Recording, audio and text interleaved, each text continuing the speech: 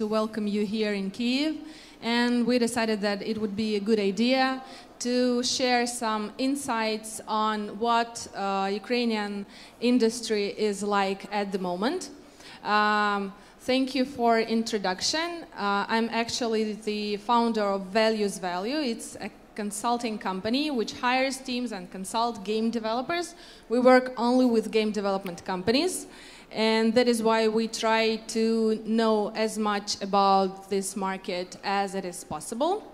And I'm happy to introduce my colleagues, the panelists, Alexey and Erik. Please, guys, introduce yourselves. Hi, I'm Alexey Menshikov. I'm running a studio called Beatshapers here in Kyiv. We do mainly console games and now VR and AR.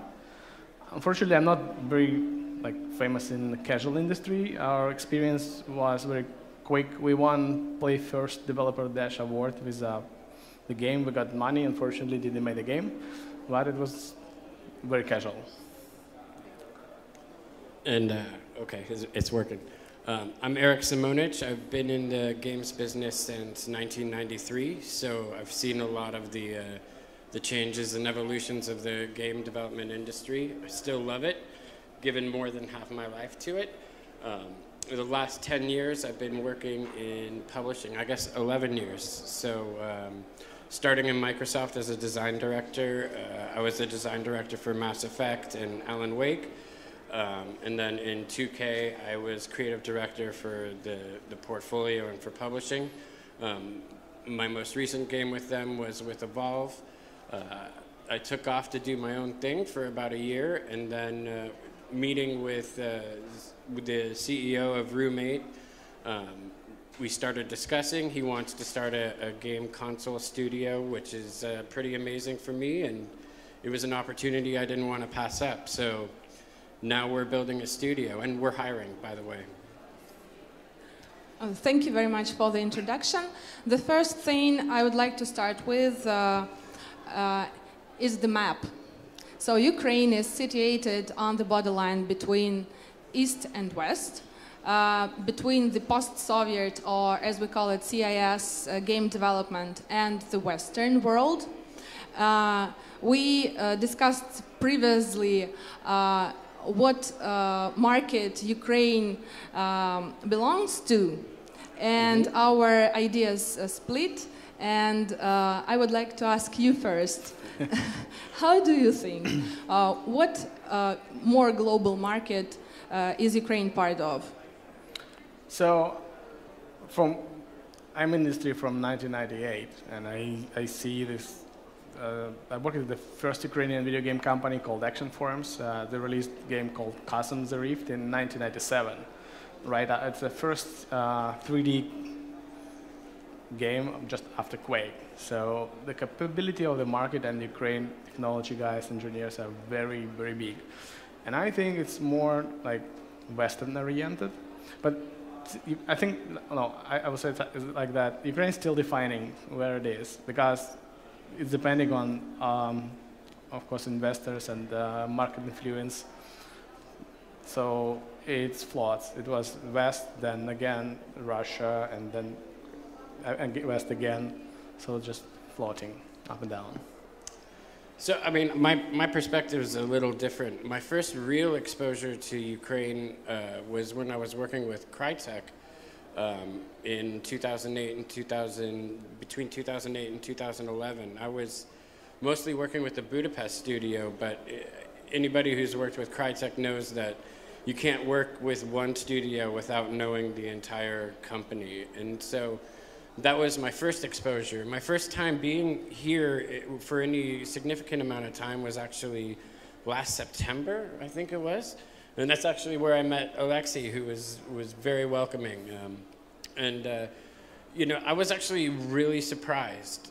I think, you know, to answer the actual question you asked, I think games are an international business, and I think it's actually fairly universal. So where a game comes from matters a little bit less, but where this country itself has a real opportunity is that, you know, from a publishing perspective, the cost is affordable.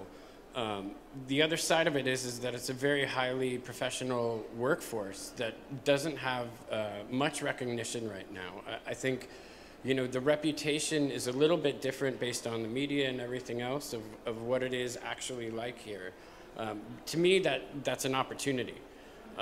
So I think, honestly, the outlook is really strong for Ukraine as far as getting Western investment goes, because, again, it's not a matter of, you know, you guys are, right now, from a business perspective, from an outsourcing perspective, you guys are cheaper than China. From a creative perspective, there's a lot of talent here that hasn't been tapped and really seen by the West yet.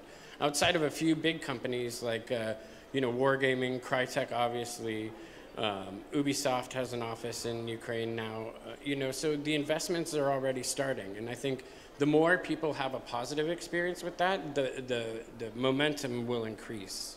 I think that answers the question. Yeah. Thank you. You mentioned the workforce market, and I need to say that it is a part of the CIS market, first of all, because what I notice and what I know is that a Ukrainian specialist would be more likely hired to Belarus or to a Russian company, either with relocate or staying and working home, working remotely, then go abroad, then go to some kind of a Western company or to the US and Canada and so on. And if to mention the ecosystem, like the mass media, we have no Ukrainian game development media which would be noticeable.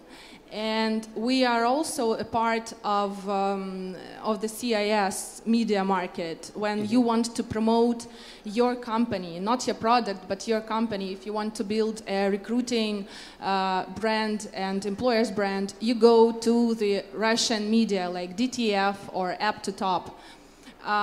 But we make international products. That is why we, for sure, are a part of a global market.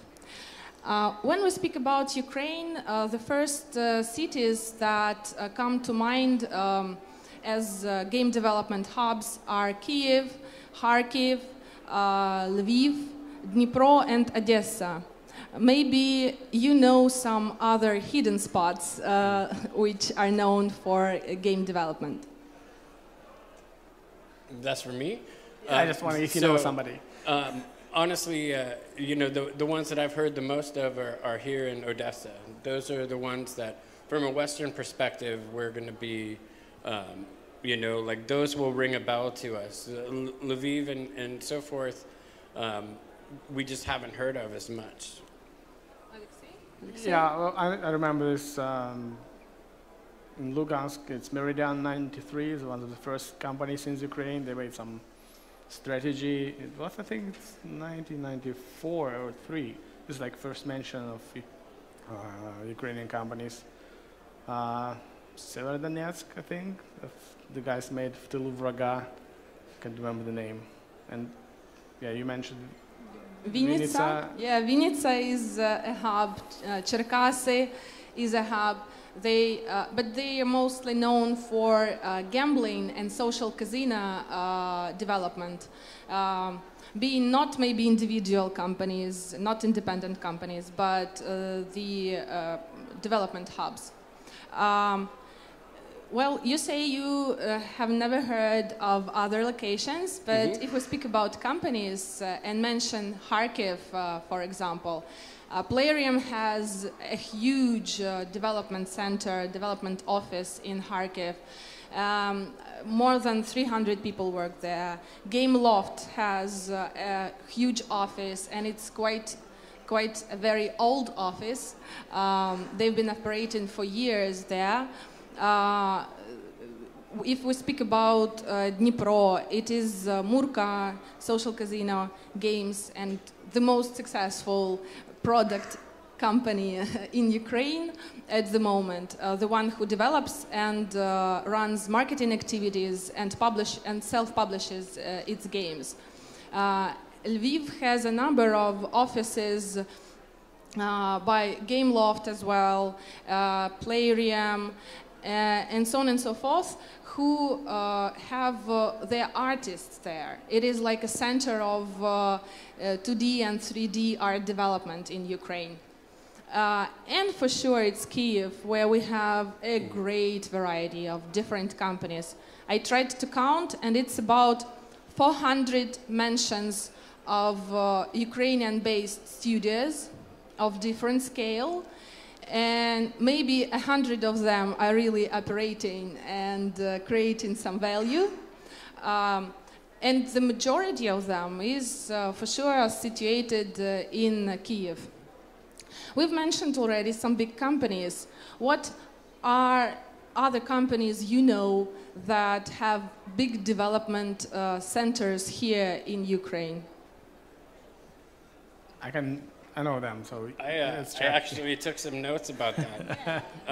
You know, obviously, Roommate does a lot of you know, co-development, which is actually not as big. I think some of the other ones are iLogos and Lucky Labs. Obviously, Crytek and Wargaming have both their own development houses as well as do some support of the other studios. Those are big ones. Ubisoft is another one that actually partners with Roommate, and we have a really good relationship with them. They have their own studio here as well. Those are the big ones that I'm the most aware of. You know, it's kind of called outsourcing, but when you provide all of the solutions as well, and you can help up a staff of both programming, the network support, live services, and actually art assets, then you're a co-developer. And I think those are the big ones that I know of right now.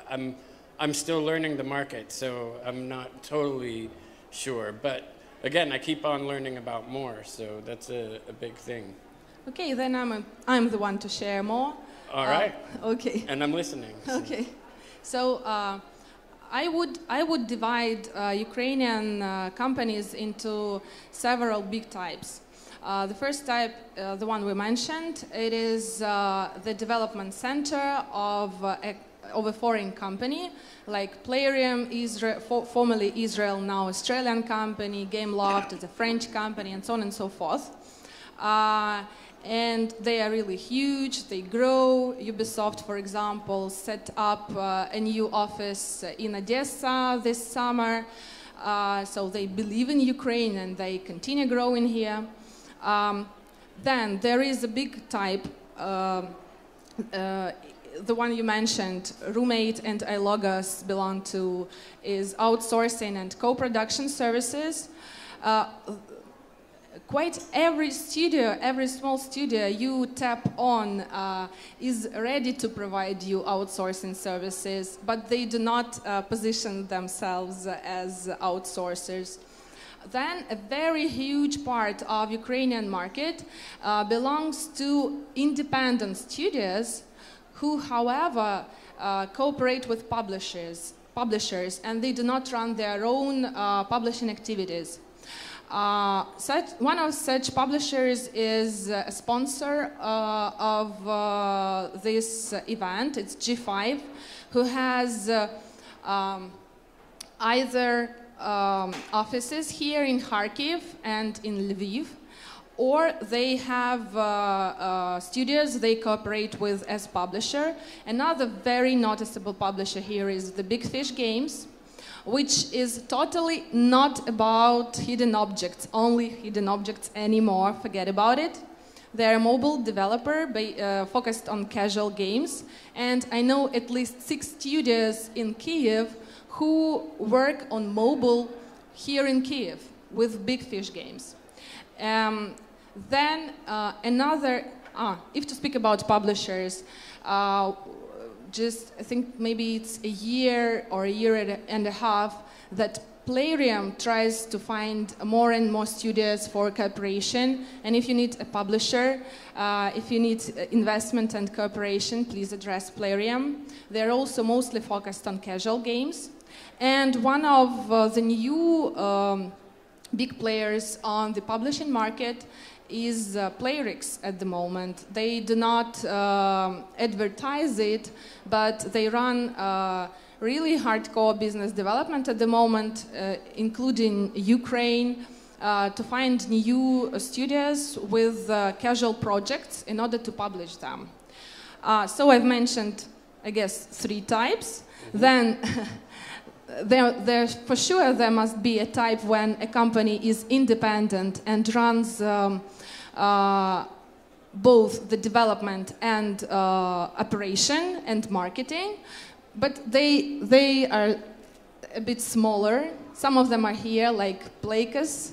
I mentioned Integra here also. So I think that we will notice them even more, hopefully in some month. If not, I do believe in them. And a big part of us are indie development. And I'm not very much. I'm not a big expert in Ukrainian indie development, Alexey, but I know that you are. Please share your wisdom with us. Well, we're not. So our company is a little like hybrid. When I started the company, we decided to do indie publishing. So what we did in the beginning, we take interesting iOS and PC games and ported them to consoles. So the idea is to get into console market, to understand how it works, and to meet people, solve the problem. So we've published about 17 projects so far ourselves, including Carnivores, Jetpack Joyride, Enigma, and big hits by that time. Then it started to complicated to compete with Sony. They started giving money directly to indie companies. And we decided, okay, let's switch our model. Let's focus on increase our company value to be a real indie developer and self-publish our games. So we released a few games, some successful, some not. The most recent game is Kill All Zombies. It's a Twitch play game. So when you stream the game on Twitch, spectators are able to change the gameplay with the chat comments. I spoke about it on 4C conference last year, like in very details. And 2 years ago, we decided to pivot company to VR, and VR I see so big potential. We're going to talk about it later for 4:30 today, and yeah, we spend all our efforts there. Yeah. So who are the indies in Ukraine? So we have big indies like 4A, for example, who are actually working with a publisher, and they probably the most recognized in Metro 2033. GC Game World, of course, the independent, Tasm Games, X Action Forums. There's many. So there's a number of like big enough companies who are doing own product and work with the publisher, and some tiny you can see in the hall. They're full of companies like that. Small teams. Some I have a couple of my employees exhibiting here, and I'm glad they're here. So small companies, big companies, the good thing about it, they see, so some of them, they decide to go indie for many reasons, right? I can do better, or I want to do what I want to and what I believe. Of course, without market knowledge and proper like management, they don't see trends, because when you start the game, you have to see ahead in 2 years, and it's quite complicated to do so from like indie perspective. So they doing the game and polish, and yeah, we have some successful, interesting titles in the past that recognized in. But you've mentioned the difference, not the difference, but the peculiarity of Ukrainian indie developers. And the difference I notice with the Western indies is that the Western ones are usually very experienced, maybe dinosaurs of game development, and they want to make games as art. They do not want to make it a part of a huge studio, a huge holding. And our indies try to develop their own games in order to earn some money for food, first of all. Yeah, coding for food. And most of them have no experience at game development companies. They just decide to do something on their own, and maybe it is not the best choice for them. Well, so I don't necessarily. So a few things. I'll try to like go in the order in which you said them to respond to them. I would say, yes, there's a lot of us that are dinosaurs, but actually, if you look at some of the kind of later hit games, they're fairly recent. And a lot of them start with, regardless of how long you've been in the industry, is the desire to entertain. I would argue that it's less about making our art and more about touching as many people as we can, right? And that's essentially why anybody's an actor or a director or a producer is they want to get their stuff out there. And they want to, be able to actually affect other people's lives, right? Even if you listen to sort of high-end music, and I think we're actually, funny enough, as close, we sit in between rock and roll and movies, and so, we have a kind of tight band. We just want to do it. We'll do it in a garage if we have to, and then, so when I look at that, that's one part. I think that's the same here or there. We'll eat dog food for a long time to get our stuff out. That we have more experience and can kind of turn it into a business is not necessarily a bad thing. But yes, sometimes it's a lot easier when you don't have people arguing with you and you're trying to kind of work with the team. But the really successful ones, the ones that get out there, have a diverse team so that they can actually appeal to a wider audience, and I think that's important. That's one of the things that excites me about Ukraine as opposed to other CIS development houses I've been exposed to is that there is a really diverse crowd when I walk into a studio. I see close to gender parity. I see a welcoming attitude to people who are outsiders. I see, even with these independent studios where it's, they're kind of harder to hire in some ways because I'm the executive producer, I'm the lead designer, I'm the creative director, I'm the art director, and I do the sound. And they're a little bit harder to hire when I want a specialist in one area. But at the same time, one of the things that strikes me and one of the things that's positive that made me want to spend half my time here at least is that everybody's been really welcome to feedback. There is that sort of core desire to touch as many people as you can touch. And to do that, you're looking at how people are treating your title. And, so I think I responded to all your statements. If I didn't, let me know. Oh, thank you. Thank you very much. You've mentioned some peculiarities of our specialists, and I think that it can be a good idea to talk about what professionals Ukraine is rich in and who we lack. Alexey, what is your idea on it? Sorry, can you repeat? I just trying to find the right answer. Yeah, okay. What are the kind of specialists and professionals that our market is rich for? Okay. And those who we lack? Okay, the good engineers, there are always shortage for this kind of resource. Unfortunately, I do interview myself. I prefer to grow people from the late student courses because since we touching consoles, it's really hard to right now to get established specialists and give them limited resources like consoles. It's not like very limited nowadays as it was before, but still, I prefer to grow up from the beginning. And unfortunately, quality of people going down, and for unknown reason, actually. Or maybe like everyone else harvested all this year, students, and Samsung R&D have harvesting all these guys. For me, I got the only two universities, I'm looking on two faculties on universities, applied mathematics. That's it. So other people, I'm not even inviting to interview unless they have a good portfolio of stuff they did at home. And I do exception. And so my method's almost 99% precise. Okay, so the engineers, and what about artists? It's easier. I mean, it depends on, so we lack art directors, the guy who lead the final vision. That's obviously, I'm lucky I have the guys. I have a lot to say about that. That's a pain. That's a pain to find an art director. We have a lot of very good artists, the technical guys who can do stuff. Of course, we lack of management people, good producers and who actually can deliver the product and communicate. Yeah. Okay. So, so there's a lot that I'm totally aligned with Alexey on that question. I actually prefer to take people from, you know, when they're still very malleable. I used to always joke that a designer who hasn't shipped anything is less dangerous than a designer who shipped one title.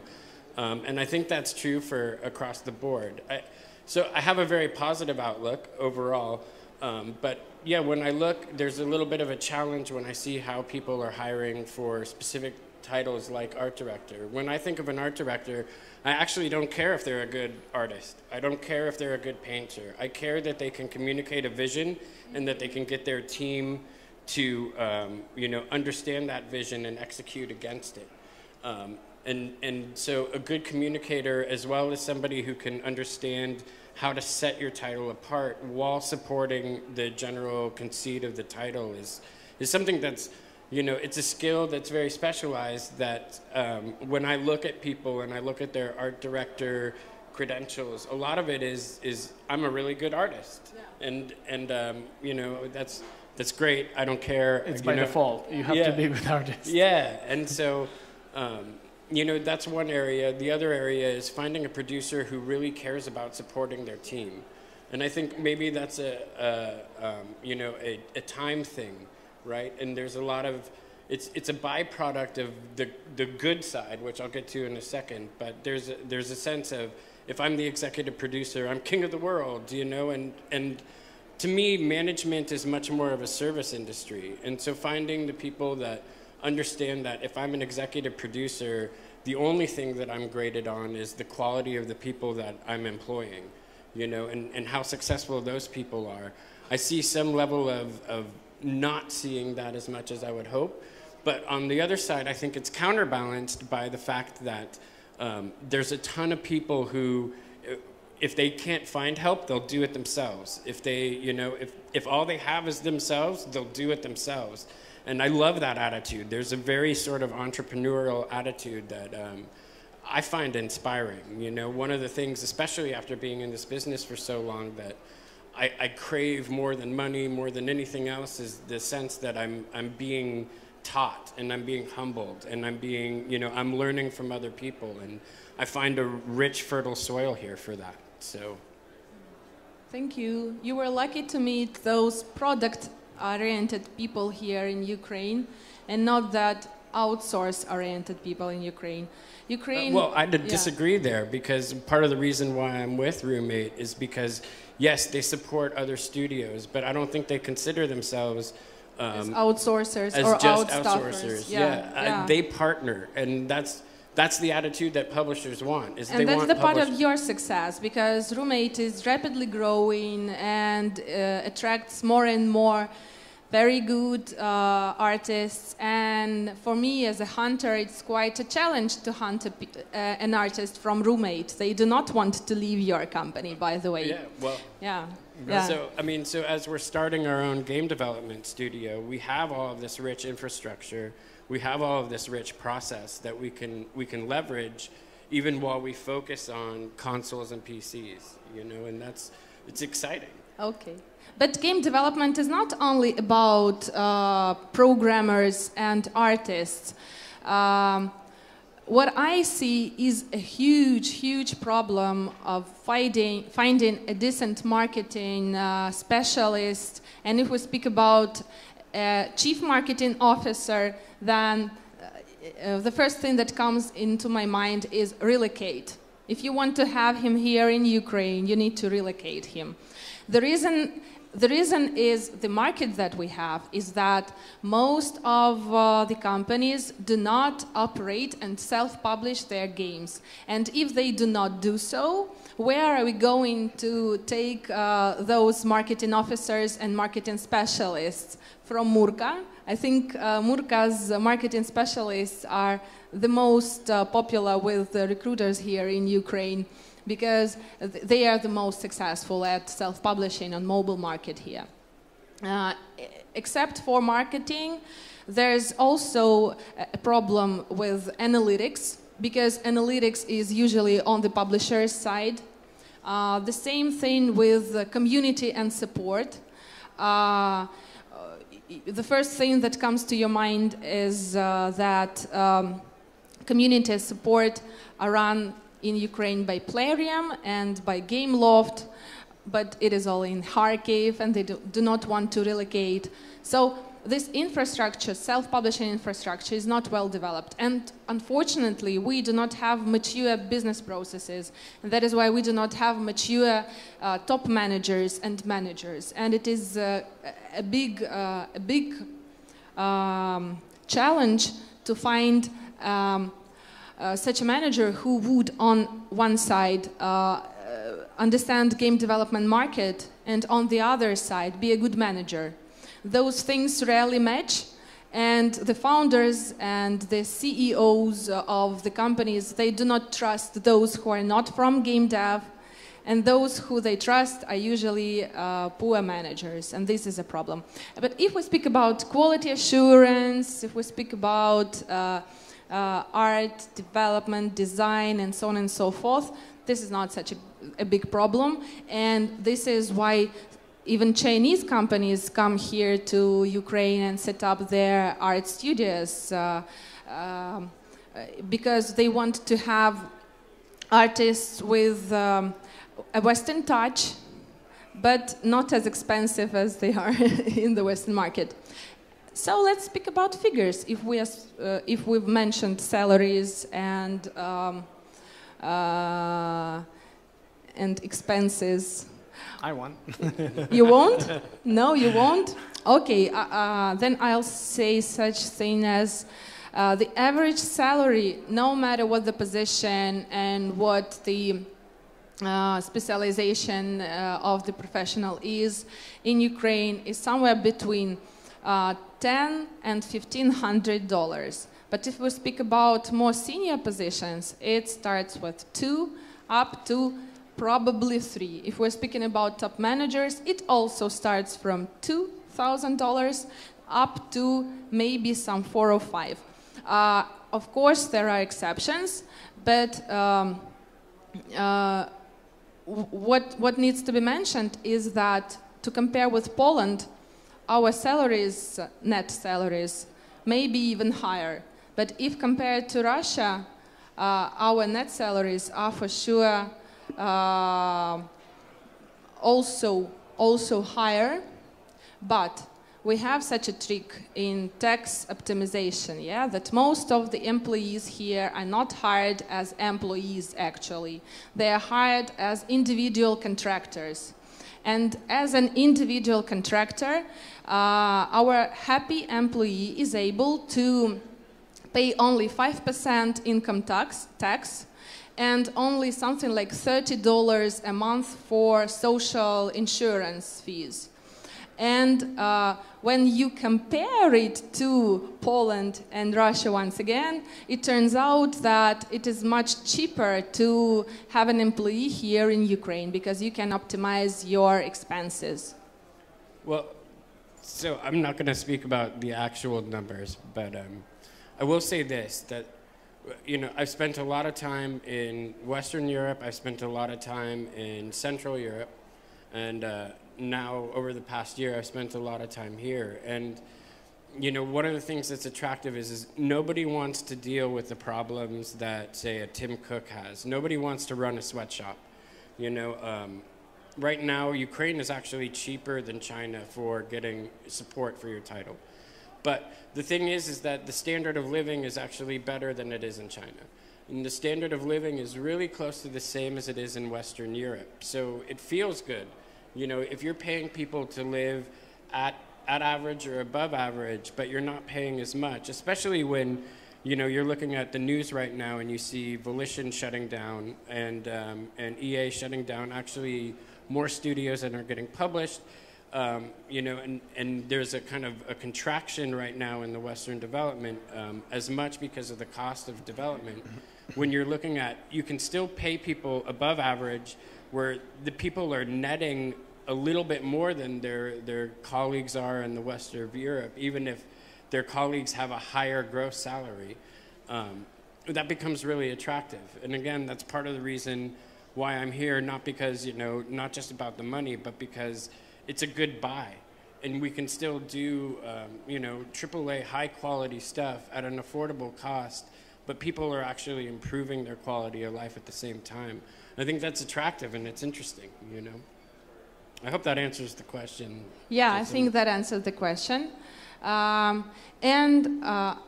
will ask the question that bothers me most. First, what are the projects made in Ukraine that we are known for in the world?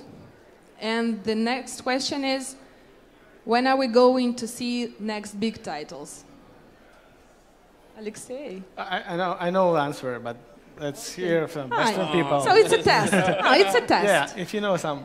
You try to remember the titles, please, the audience as well. So, well, obviously Warface has made a lot of money, from what I understand. Maybe not in the Western markets, but it's made a lot of money. World of Warplanes, by the way, their new update looks amazing. You know, that's another one that's pretty big. Metro has probably had the biggest penetration as far as just traditional console games go. Oftentimes, like some of the bigger publishers, they don't necessarily call out what studio has done the most amount of work. So it's harder to tell whether or not, unless you're here and everybody's heard it. When I was at 4C, I used Stalker as an example a lot. That's also a big game, and funny enough, small anecdote, it seems like I can't throw a rock without hitting somebody who's worked on Stalker at some point, but you know, it's, you know, I'd say those are the big games. Obviously, as Dragonlake starts forming and growing, we're gonna, you know, we want to be one of the next big titles, and we're trying to set ourselves up for a real wide appeal at a real high-end, you know, production value. But I see a lot of people shooting for that now.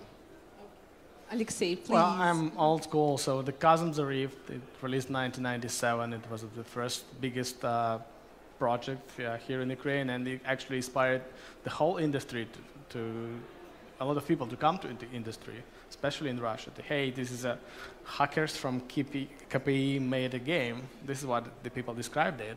It literally was like a bunch of students who made and shipped internationally with GT Interactive. Then it was Carnivores, and the people see the success, and 3D Realms came to the team and made hired to develop a Duke Nukem game, and it was like big IPs. Sherlock by Frogwares. It's a late project. I mean, modern. I still Party Hard, by the way, an indie game published by Tiny Build. And I'm waiting for mobile, and I am a casual hardcore player. I adore match 3 games. And I'm waiting for the new hits in casual genre by Ukrainian developers.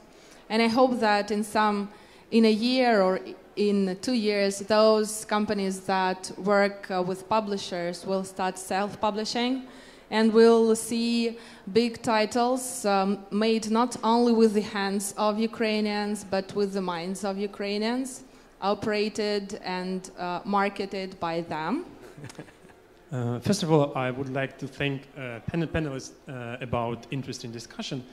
Actually, I have a question to Tanja. Tanja, you mentioned that you told us about Big Fish games. And you also told that it's not a hop-up publisher anymore. Everyone is know that Hopper is dying because I can prove it because I came from there. The interesting thing about Big Fish, if Big Fish game is a so successful publisher and it does have strong titles like Casino, Candies. Why did they not participate this conference for last years? Also, this conference they also doesn't have anything to share interesting regarding the work on the mobile market, free-to-play market. And also you mentioned about at minimum seven companies that work. Six companies that work for big fish. So can you share their names? No, I won't. I'll start with the second question. No, I won't share their names because it is not discussed publicly, and I know it not from the Big Fish Games, but from the employees I hire or tried to hire from those studios. So that's the first. It's vulnerable information. I think that if they wanted to share it, they would. Then the hidden object games, yes, for sure. Hidden object games on a standalone platform as Big Fish still is, yeah, a part of their business. For sure, they are stagnating, and their focus is more on the mobile market. And we can name Gummy Drop, which is a top title, which's been hitting top grossing on iOS and Android for years. And it is actually developed by a Russian company and published by the Big Fish Games. And if you take a look, there is a number of games on soft launch and already globally launched by them. And they really are a successful mobile publisher. The question why they are not here at this panel, they were invited, but they couldn't make it, unfortunately. And as for their business development and branding activities, I'm not the one to comment this on, but I'm sure that they will know that there is a need for their participants here at panels, and I'll let them know that the audience wants to hear more. Okay, thank you. Thank you. So I have a question. You mentioned that you don't support like indie developers to go to publishers. No. On behalf of that matter, that there are no competent specialists in marketing here, and the thing to do is to invite foreigners which are highly qualified for these positions to help like the individual product rise on the market.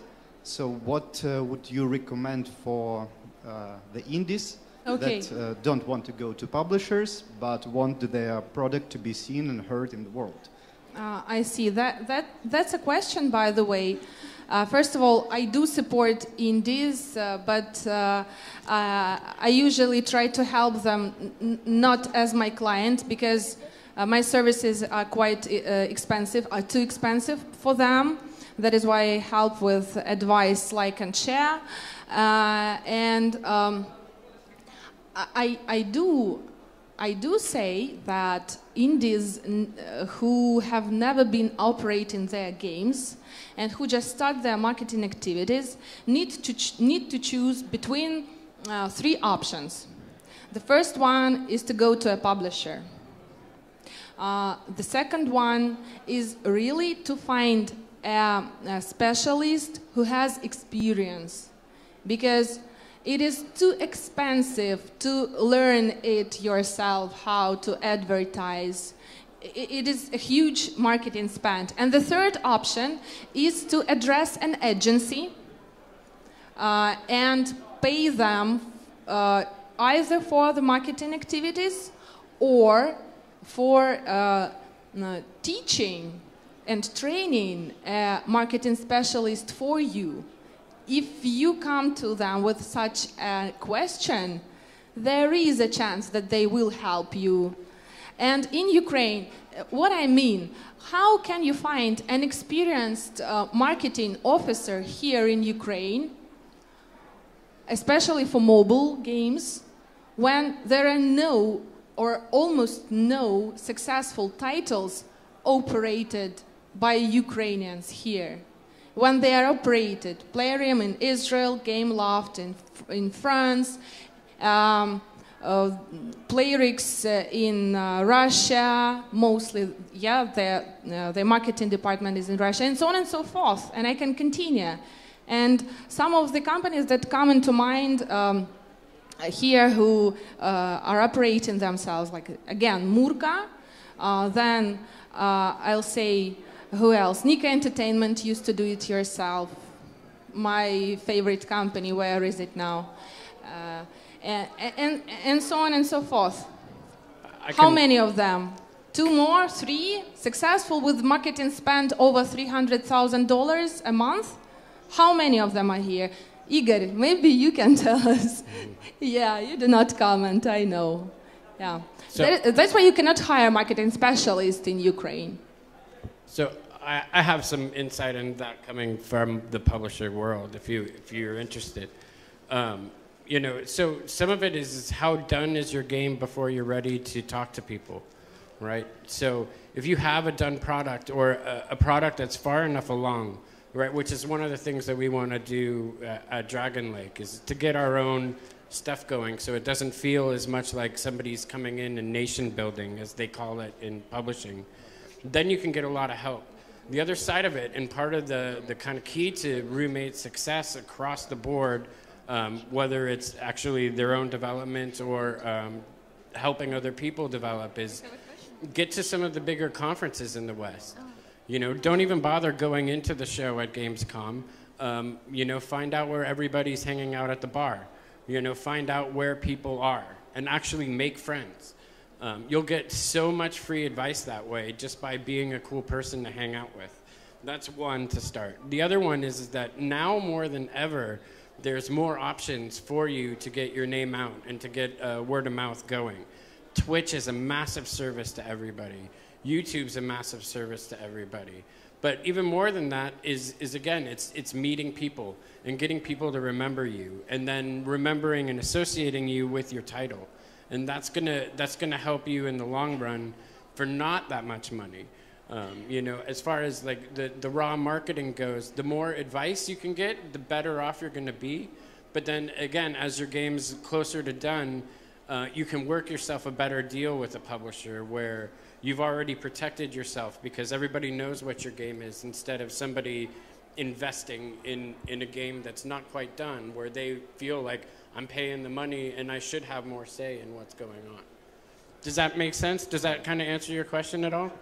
I'm going to do a quick little plug here. But I moved here from California because this is, I think, a great place to build a company, and it's better to do indie development here in a lot of ways. And we're developing a platform that basically uses people's psychologies, personalities, tastes to recommend niche indie games, because that's the hardest part of being an independent developer, is getting your game noticed. And most people only know about a small amount of the game market, so being able to discover those hidden games is also really important. So it's called Game Tree. If any of you guys want to look it up as indie developers to help find those niche audiences, it's like the perfect thing because it's free and it's personalized to the individuals, so you're getting not just exposure but to the right people. So I guess we are out of time and out of questions. Thank you very much. And thank you, my dear panelists, for joining in.